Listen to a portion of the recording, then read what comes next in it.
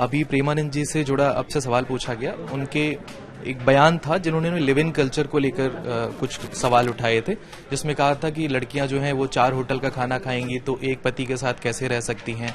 क्या आप इस लिव इन कल्चर को आप सपोर्ट करती हो या उनके बयान को लेकर आपका क्या टेक है?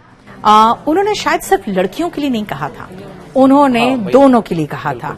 और मेरा ये मानना है कि वो बिल्कुल, ये बात तो मैं 100% मानती हूँ कि जो कैरेक्टरलेस हो जाते हैं, चाहे वो मर्द हो या औरत हो, अगर वो मुंह मारना शुरू करते हैं तो सेकंड में नहीं रुकते हैं, वो थर्ड एंड फोर्थ ऑप्शन भी तलाशते हैं।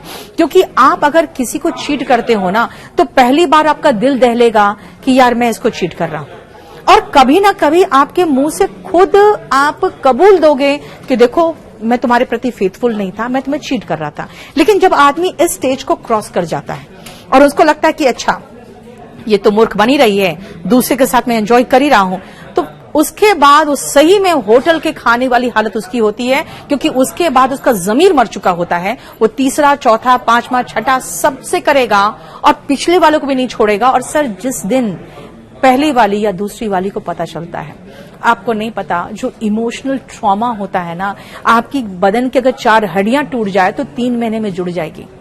जो इमोशनल ट्रॉमा होता है वो ऐसा स्कार छोड़ता है, शायद आप सालों साल उससे उबर नहीं पाओगे। अकेले में आप फील करोगे वाई मी, मेरे साथ ऐसा क्यों हुआ। आप एक एक चीज याद करोगे, मैंने रिलेशन में ये किया था, मैंने ये किया था, मैंने ये किया था, मैंने सब कुछ दिया था, उसने मुझे इग्नोर भी किया, मुझे रेड फ्लैग्स दिखे, मैंने क्यों नहीं उसमें ध्यान दिया। अब सब कुछ बार बार सोचोगे और आप किसी महिला को या किसी भी पुरुष के इमोशनल स्कार्स का रीजन आप बनोगे। ये माफी के लायक नहीं है। उससे अच्छा 2 हड्डी तोड़ दो, वो 2 महीने में जुड़ जाएगा।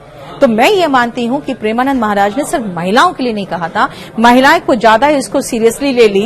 अब पुरुषों को लगा कि शायद हम तो करते। आप लिव इन कल्चर का सपोर्ट करती हैं कि नहीं? देखिए, मैं लिव इन हो, शादी हो, मैं सिर्फ एक ही चीज मानती हूं, भाई छोड़ दो ना, let them decide, let them decide if they want to live together और मैरी और डू व्हाटएवर। लेकिन सबसे पहले उनको एटलीस्ट अर्निंग तो बंद करना पड़ेगा ना, उसके बाद आप डिसाइड कर सकते हो। और मैं लिव इन हो या मैरिज हो सर, मैं किसी के इस ये में नहीं कि मैं खिलाफ हूं या पक्ष में हूं। मेरा मानना है दोनों के बीच में प्यार होना चाहिए। अगर आप शुरुआत लिव इन से भी करते हो, सच्चा प्यार है, अच्छा प्यार है, तो 1 पॉइंट ऑफ टाइम आपका बायोलॉजिकल क्लॉक भी टिक करेगा एंड आप चाहोगे कि हमारा एक औलाद हो, and then of course you will get married. So please don't direct them, don't dictate your terms on them. Let them decide what they want to do. Thank you, ma'am. Thank you. आनंद है ma'am. Hello ma'am, एक question है आपसे ma'am.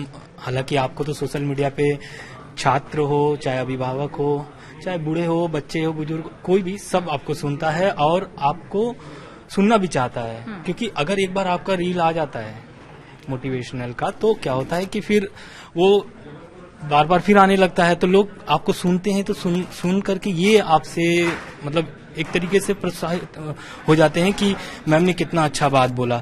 लेकिन जो ma'am आपका काम है, आप शिक्षक हैं और शिक्षक का काम होता है सही दिशा दिखाना बच्चों को, अभिभावकों को भी खास करके। लेकिन मैं ये आपसे मैम जानना चाहता हूँ, जैसे एसएससी एग्जाम था, उसको लेकर के इतना बवाल हुआ और आप खुद सड़क पर उतरी और छात्रों के साथ उतरी थी, उसका वीडियो भी बहुत सारे वायरल भी हुए। लेकिन जो बच्चे तैयारी कर रहे हैं मैम, दिल्ली से आए हैं, गांव से आए हुए हैं, घर से पैसा आ रहा है, दिल्ली में आकर के तैयारी कर रहे हैं और यहाँ पर काम करते हुए पढ़ रहे हैं, लेकिन वो सक्सेस नहीं हो पा रहे हैं और वो निराश होकर के फिर चले जाते हैं गांव। टैलेंट है, लेकिन क्या है कि या तो फिर वो परीक्षा नहीं निकाल पा रहे हैं, या तो फिर परीक्षाएं रद्द हो जा रही हैं। जैसे आप कल राजस्थान वाली देख लीजिए, SI भर्ती परीक्षा रद्द कर दी गई। तो उसी टाइप से तो उन बच्चों के लिए आपका क्या ऐसा संदेश हो मैम कि वो थोड़ा से अपने मनोबल है जो और बढ़ाएं और मजबूत हों? क्योंकि सिर्फ सरकारी नौकरी ही नहीं है, जीवन में बहुत सारे ऐसे रास्ते हैं जो आपको सक्सेस पहुंचाते हैं और बहुत सारे ऐसे फेलियर हुए हैं जो खुद ये दिखाए भी हैं अचीव करके। मैम देखिए, अगर आप एजुकेशन हासिल करते हो, तैयारी करते हो, तो आप किसी ना किसी जगह पे अच्छे तरह से सक्सेसफुल हो जाते हो। जैसे मैंने क्या किया, मैंने भी तैयारी की तो मेरे सब्जेक्ट्स मजबूत होते गए, मैं आज पढ़ा रही हूँ तो अपने फील्ड में अच्छी हूँ। अगर आप ढंग से पढ़ाई कर रहे हो, मान लीजिए आपने अगर तैयारी की, अगर आप यहाँ काम भी कर रहे हैं तो आपने अगर तैयारी की होगी तो उसमें करंट अफेयर्स भी तैयार किया, उसमें आपने इतिहास भी तैयार किया। जब आपका यहाँ इंटरव्यू हुआ होगा तो आपसे बहुत सारे करंट अफेयर्स के क्वेश्चन पूछे गए होंगे। अगर आपने सही जवाब दिया है तभी इन लोगों ने रखा है, क्योंकि इनको अच्छे से पता है कि कब कहां किस तरह का क्वेश्चन पूछना पड़ सकता है या जवाब में आपको किसी को कैच करना पड़ सकता है, वो आप में काबिलियत होनी चाहिए। मेरा मानना है आप अच्छे से तैयारी करिए, कहीं ना कहीं किसी न किसी जगह पे आप अच्छा करोगे, बशर्ते आप में काबिलियत हो। अब आती हूं मैं, जो आप कह रहे हो कि पेपर आउट हो जाता है या लीक हो जाता है, अगर ढंग से गवर्नमेंट जॉब्स निकलते हैं और अगर आपकी तैयारी अच्छी होती है तो कहीं ना कहीं आप जरूर निकाल लेते हो। अगर ये सब चीजें ना हो, जैसे अब एसआई की बात अगर कर रहे हो आप राजस्थान का, 850 सीट्स की बात करें, 350 उसमें गिरफ्तारियां हुई है, लिंक बाय लिंक मिलता चला गया। तो अगर इतना बड़ा घपला होगा तो एग्जाम तो रद्द होगा ही, क्योंकि देखो 2017 एसएससी सीजीएल में प्रॉब्लम हुआ था जिसमें सीबीआई इंक्वायरी हुई थी, लेकिन कोर्ट ने उसको निरस्त नहीं किया क्योंकि उनको महसूस हुआ अगर कुछ भी हुआ है तो आटे में नमक के बराबर हुआ है, बाकी लोग सफर ना करें। तो कोर्ट भी यही कोशिश करती है कि अगर कुछ थोड़ा सा प्रॉब्लम है तो उस चेन को पकड़ के उनको अरेस्ट किया जाए और बाकी पूरा एग्जाम को प्रॉब्लम ना हो। आप बढ़िया से तैयारी करिए, मैं हर युवा को ही कहती हूं, आप बढ़िया से तैयारी करिए। अगर आपने ईमानदारी से कोशिश किया है तो आप जीवन में सफल होगे। कहां सफल होगे वो नियति पर छोड़ दो।